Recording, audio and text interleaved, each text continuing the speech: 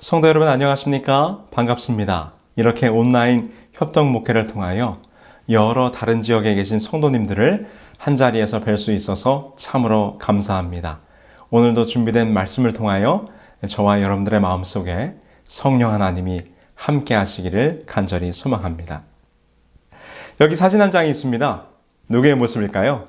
저와 저의 안사람의 모습입니다. 언젠가 중동부 연합 야영회 때 찍은 사진인데요. 사진이 제법 잘 나와서 제가 이 사진을 보기를 좋아합니다. 사람들은 자기들의 모습과 또 사는 모습을 여러 다양한 소셜미디어에 올려서 사람들과 쉐어하기를 좋아합니다. 저도 언젠가 찍은 이 사진을 저의 페이스북에 올렸던 적이 있는데요. 근데 사진을 한번 올리고 나면 한 가지 관심이 가는 부분이 있어요. 그것이 무엇인가 하면 바로 이 페이스북에는 이 누군가의 사진이나 이런 것들이 올라왔을 때 like 이렇게 좋아요라고 하는 버튼을 누르게 되어 있거든요. 그래서 사진을 올려놓은 다음에 얼마나 많은 사람들이 내 사진에게 좋아요를 누를까가 적지 않이 신경을 쓰이게 되는 부분 중에 하나입니다. 좋아요 클릭수가 누가 더 많이 눌렀나. 그래서 왠지 모르게 사진을 올린 다음에 많은 사람들이 와서 좋아요를 누르면 기분이 좋아집니다. 여러분, 아마 이것은 누구나 다 그럴 거라고 생각합니다. 왜냐하면 이 세상 모든 사람들은 나를 좋아해 주길 원하기 때문이죠. 누군가 나를 좋아한다는 사실이 사람들의 마음을 행복하게 합니다. 사람들은 다양한 욕망을 가지고 살아가요. 그래서 좋은 집, 좋은 차, 좋은 음식, 좋은 동네, 좋은 직업, 여러 가지 좋은 것, 그래서 그것을 통하여 행복을 누리고자 하는 마음을 가지고 살아갑니다. 그런데 그 무엇보다도 사람의 마음을 행복하게 하는 것은 바로 누군가 나를 사랑한다고 하는 것입니다. 누군가 나를 좋아해 준다고 하는 사실만큼 사람의 마음을 행복하게 해주는 일은 없는 것 같습니다. 그런데 오늘 저와 여러분들이 함께 찾아볼 이 시편의 말씀 속에 보면 이 시편 기자는 누군가 나를 좋아하지 않기 때문에 매우 절망하고 힘들어하고 있는 모습이 기록되어 있어요. 특별히 나를 미워한다는 사실 때문에 매우 크게 낙담하고 절망하고 있는 모습들이 이 시편의 여러 구절 속에 기록되어 있는 모습을 보게 됩니다. 우리 한번 시편의 말씀을 보실까요? 시편 25편 19절에 이렇게 기록합니다. 내 원수를 보소서 그들의 수가 많고 나를 심히 미워하나이다. 시편 38편 19절에 내 원수가 활발하며 강하고 부당하게 나를 미워하는 자가 많으며 시편 41편 7절에 나를 미워하는 자가 다 하나같이 내게 대하여 수군거리고 나를 해하려고 꾀하며. 제가 언젠가 서울여자대학교 교목실에서 수고하시는 우리 장경철 교수님이란 분의 영상 강의를 들은 적이 있습니다. 그런데 그분이 그 강의 가운데서 아주 흥미로운 이야기를 하셨어요. 그분께서 하신 이야기를 좀 함께 나누려고 합니다. 이 장경철 교수님께서 어떤 이야기를 하셨냐면 우리들의 인간관계에 대하여 다음과 같이 비유로 설명하셨습니다. 자, 이렇게 한번 생각을 해보자는 것입니다. 나한테 친구나 가족, 다시 말해서 내가 알고 있는 지인이 한 100명쯤 있다고 가정을 해보자는 것입니다. 그런데 내가 알고 지내는 그 100명의 사람들 가운데 무려 99명의 사람들이 다 나를 좋아해 줍니다. 나를 만나면 같이 밥 먹자고 하고 나와 함께 어디 놀러 가자고 하고 나에게 매일 선물도 갖다 주고 이 99명의 사람들이 다 나를 좋아해 주는 것입니다. 그런데 그 100명 가운데 99명은 다 나를 좋아하는데 딱 한 명이 나를 좋아하지 않는다고 생각해 보자는 것이죠. 근데 가만히 들어보니까 그 한 명의 친구, 나를 안 좋아하는 한 명의 친구가 온 동네를 다니면서 나에 대해 안 좋은 소리를 하고 다닌다는 것입니다. 그래서 이렇게 생각합니다. 그래, 뭐 많은 사람들이 다 나를 좋아하지만 그 친구가 나를 미워하는 이유가 있겠지. 혹시 내가 뭔가 그 친구에게 잘못한 일이 있는 것은 아닐까? 언제고 한번 그 친구를 만나면 허심탄회하게 이야기를 한번 해봐야 되겠다. 그렇게 마음을 먹고 있던 어느 날 우연히 어떤 자리에서 그 친구를 마주치게 됩니다. 저 멀리에 그 친구가 나타났어요. 드디어 이제 그 친구에게 다가가기 시작합니다. 왜요? 무엇 때문에 나를 미워하는지, 왜 나에 대해서 안 좋은 소리를 하고 다니는지 이야기를 나누고 싶었기 때문이죠. 이제 마음을 단단히 먹고 이제 그 친구에게 다가가서 말을 걸려고 하는데, 가까이 다가가서 그 친구에게 인사를 하려는 순간 그 친구가 갑자기 고개를 탁 돌리더니 등을 돌려서 저쪽으로 확 자리를 피하여 가버리는 것입니다. 본체만 채 고개를 돌리고 싹 지나가 버리는 거예요. 여러분, 만약 여러분들이 이런 일을 당하셨다면 여러분들의 기분이 어떠시겠습니까? 여러분, 우리가 시험에서 99점을 맞았다면 잘 맞은 겁니까? 못 맞은 겁니까? 네, 99점은 A+예요. 비록 1점 모자르지만 100점과 거의 근접한 아주 훌륭한 점수입니다. 더군다나 그것이 그냥 시험이 아니라 바로 인간관계가 99점이라면 이것은 정말 굉장히 좋은 점수입니다. 그런데 여러분, 신기하죠?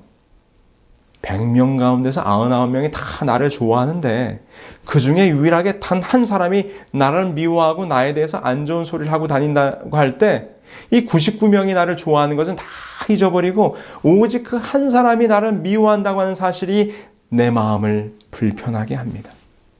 내 마음을 힘들게 합니다. 그래서 자다가도 왜 그 친구가 나를 미워할까? 그 친구가 무엇 때문에 무슨 오해가 있어서 나에 대하여 안 좋은 소리를 하고 다닐까? 자다가도 벌떡 잠이 깨는 것입니다. 밥을 먹다가도 그 생각을 하면 밥맛이 없어지는 거예요. 여러분, 만약 그렇게 나를 미워하는 그 한 사람이 나와 함께 교회를 다니고 있다면 여러분 어떠시겠습니까? 여러분, 어떤 마음이 드시겠어요? 매 안식일마다 그 사람을 만나야 하는데 교회 가는 것이 꺼려지는 것입니다. 교회 가기 싫어지는 것입니다. 여러분, 왜 그럴까요? 100명 중에 99명이 다 나를 좋아하는데 그깟 한 사람이 뭐라고? 그것 때문에 내 마음이 상처를 받는 것입니다. 내가 힘들어지는 것입니다. 왜 그렇습니까? 여러분, 왜 그런가 하면 하나님께서 인간을 창조하실 때 인간은 사랑받는 존재로 창조하셨기 때문이에요. 그래서 여러분, 우리는 사랑받지 못하면 인생의 의미를 잊어버려요. 이 세상 사람들 가운데서 나를 좋아하는 사람이 한 명도 없다고 느낄 때 사람들이 자살하는 것입니다. 왜요? 사랑이 그 사람의 존재의 의미를, 가치를 귀하게 만들어주기 때문입니다. 그러므로 여러분, 사랑이 바로 인간 존재의 목적이라고 우리는 이야기할 수 있을 것입니다. 그래서 단 한 사람이라도 나를 미워하는 사람이 있다고 하는 것은 그 사람으로 하여금 힘들게 하고 때로는 불행함을 느끼게 만든다고 하는 것입니다. 그런데 오늘 우리가 찾은 이 시편의 구절들을 보니까 어떻게 이야기하고 있어요? 제가 다시 한번 시편의 말씀을 보겠습니다. 내 원수를 보소서. 그들의 수가 많고 나를 심히 미워하나이다. 내 원수가 활발하며 강하고 부당하게 나를 미워하는 자가 많으며 나를 미워하는 자가 다 하나같이 내게 대하여 수군거리고 나를 해하려고 꾀하며. 여러분, 오늘 시편 기자는 이렇게 말해요. 나를 미워하는 자가 너무 많다는 것입니다. 나에 대하여 수군거리고 나를 꾀하는 자들이 너무나 많이 있다고 하는 것입니다. 여러분, 나를 미워하는 자를 향하여 이 시편 기자는 어떤 마음이 들었을까요? 시편에서는 이 미워하는 자를 하나님께 대하여 기도하면서 뭐라고 요청했는가 하면, 하나님, 나를 미워하는 자에게 심판을 허락하소서라고 요청하는 것입니다. 이렇게 말합니다. 시편 54편 5절에 주께서는 내 원수에게 악으로 갚으시리니 주의 성실하심으로 그들을 멸하소서. 시편 143편 12절 주의 인자하심으로 나의 원수들을 끊으시고 내 영혼을 괴롭게 하는 자를 다 멸하소서. 나는 주의 종이니이다. 시편 41편 10절 그러하오나 주 여호와여 나를 긍휼히 여기시고 일으키사 나로 저희에게 보복하게 하소서. 여러분, 이 시편 기자의 이 솔직한 고백이 오늘 우리들의 고백 아닙니까? 사람들은 나를 미워하는 자에 대하여 대부분 인간들은 무엇을 원하는가 하면 복수를 원해요. 그래, 네가 나한테 이렇게 했어? 어디 한번 두고 보자. 심지어 이 시편 기자는 뭐라고 이야기하고 있습니까? 이 억울함에 대하여 하나님께 탄원하면서 하나님 제발 나를 미워하는 저 원수들을 어떻게 해요? 멸하소서. 그들에게 심판하소서. 하나님 제가 얼마나 힘든지 아시지 않습니까? 시편 기자의 이 고백이 여러분 우리들의 고백 아닙니까? 오늘 나를 힘들게 하고 나를 미워하고 나를 모함하고 나를 오해하고 내 삶에 자꾸 힘든 일을 만드는 그 사람을 볼 때 오늘 우리도 이 마음속에 하나님 왜 저 사람이 저렇게 하고 있습니까? 라고 말하며 하나님 그들에게 심판을 허락하소서라고 하는 고백이 그런 탄원이 우리도 하게 된다고 하는 것입니다. 그래서 지금 여기 시편 기자는 바로 우리 하나님 전능하시고 능력이 많으신 하나님께 부르짖고 있는 거예요. 나를 미워하고 나를 뒤에서 수군대고 나를 싫어하는 저 사람들을 좀 멸하여 달라고 말하고 있는 것입니다. 그렇게만 해주신다면 내 속이 후련할 텐데, 내 속이 시원할 텐데. 그런데 여러분 성경의 말씀을 다 잘 아시죠? 이렇게 내 원수를 멸하여 달라고 기도하는 시편 기자의 울부짖음을 향하여 성경은 뭐라고 답을 주고 있습니까? 예수님께서 특별히 우리들에게 이렇게 대답을 주셨어요. 우리 예수님의 대답을 한번 보실까요? 또 내 이웃을 사랑하고 내 원수를 미워하라 하였다는 것을 너희가 들었으나 나는 너희에게 이르노니 너희의 원수를 사랑하며 너희를 박해하는 자를 위하여 기도하라.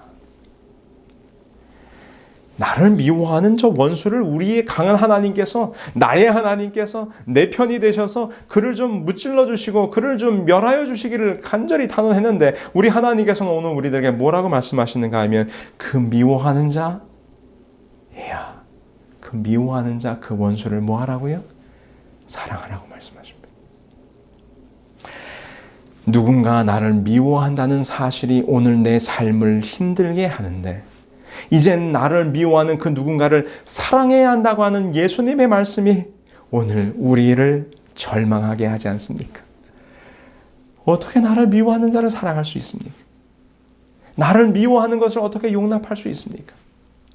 그런데 예수님께서 그렇게 하라고 대답을 하시는 것입니다.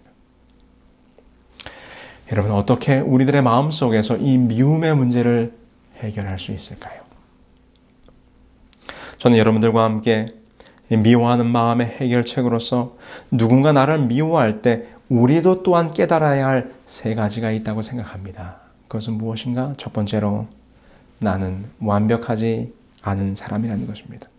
두 번째로 그러므로 누군가 나를 미워할 수 있다는 것입니다. 세 번째로 그리고 나도 연약한 인간이라 나도 누군가를 미워할 수 있는 연약한 사람임을 우리가 기억해야 하는 것입니다. 제가 지난번 설교를 통하여 우리 한국 사람들이 이 체면, 다른 사람들이 나를 어떻게 보는가에 대하여 굉장히 신경을 많이 쓴다고 하는 말씀을 드렸었죠. 우리는 특별히 남의 신선에 유난히 신경을 쓰고 남에게 좋은 평가를 받아야 된다고 하는 이런 어떤 일종의 강박관념을 가지고 살아갑니다. 그런데 꽤 몇 해 전에 이 타인에게 미움받는 것을 두려워하지 말라라고 하는 책이 있었어요. 이것이 바로 미움받을 용기라고 하는 책의 제목으로 기시미 이치로라고 하는 일본 작가가 쓴 책인데 이 책이 출판되자마자 넉 달 만에 25만 부가 책이 팔렸어요. 그러니까 굉장히 베스트셀러로서 팔린 책이죠. 근데 여러분 이 책의 제목부터 매우 도발적이지 않습니까? 미움받을 용기. 사랑받지 않을 용기도 아니고요. 아예 미움받을 용기를 가지라고 하는 것입니다.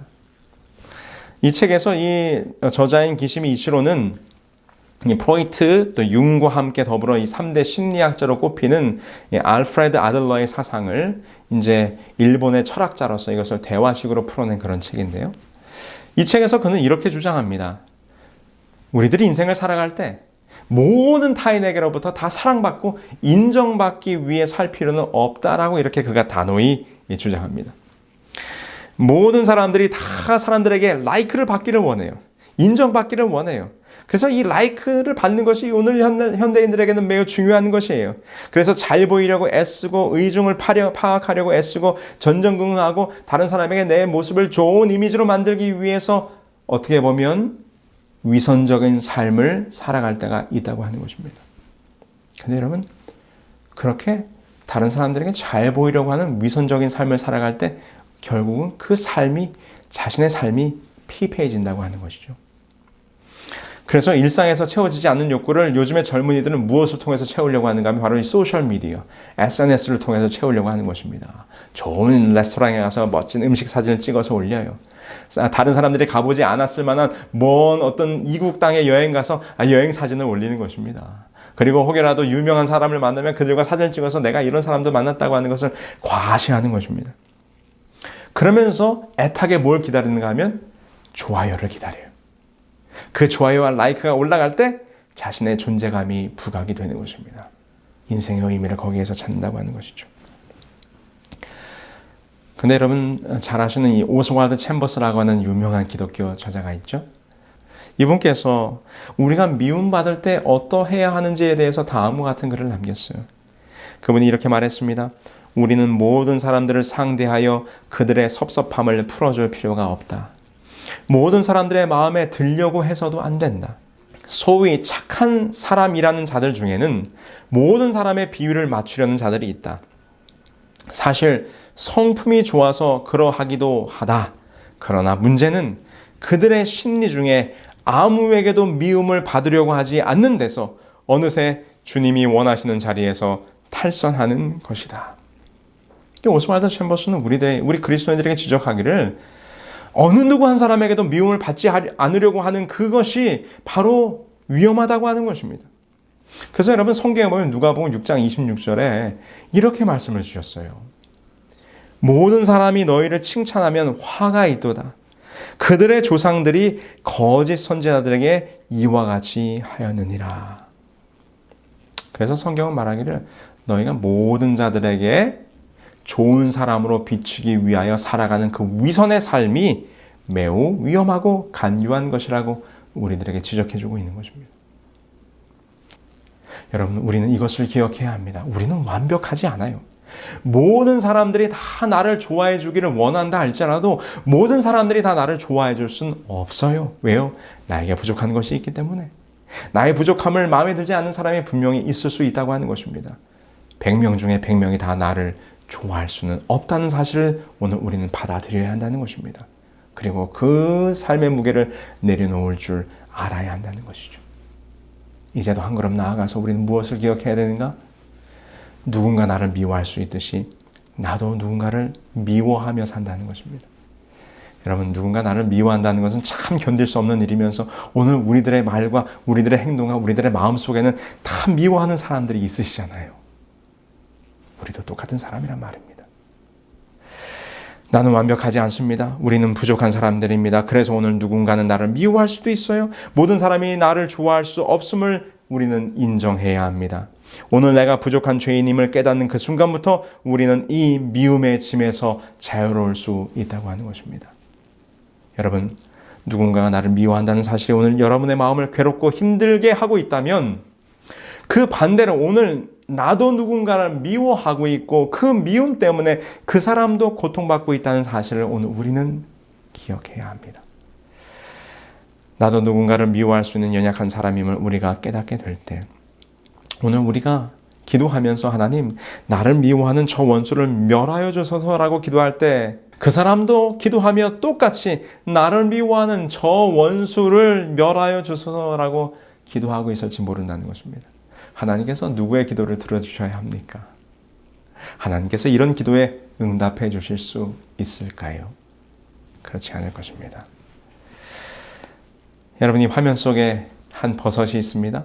아주 이쁘게 생겼죠. 근데 여러분, 버섯은 이쁘게 생겼으면 다 무슨 버섯이에요? 네, 독버섯이에요.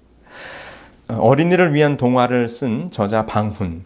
이 방훈 선생님이 쓴 광대버섯 이야기라는 이야기가 있습니다. 제가 이 이야기를 좀 잠깐 이 시간에 읽어드리려고 합니다. 한번 들어보세요. 참 예쁜 버섯이 산길에 있었어. 그 이름은 광대버섯인데 알록달록 화려하고 아름다운 무늬를 가졌지. 그런데 사람들은 이 버섯을 보곤 모두 기겁을 하며 도망가 버리는 거였어. 어머, 저기 독버섯이 있다.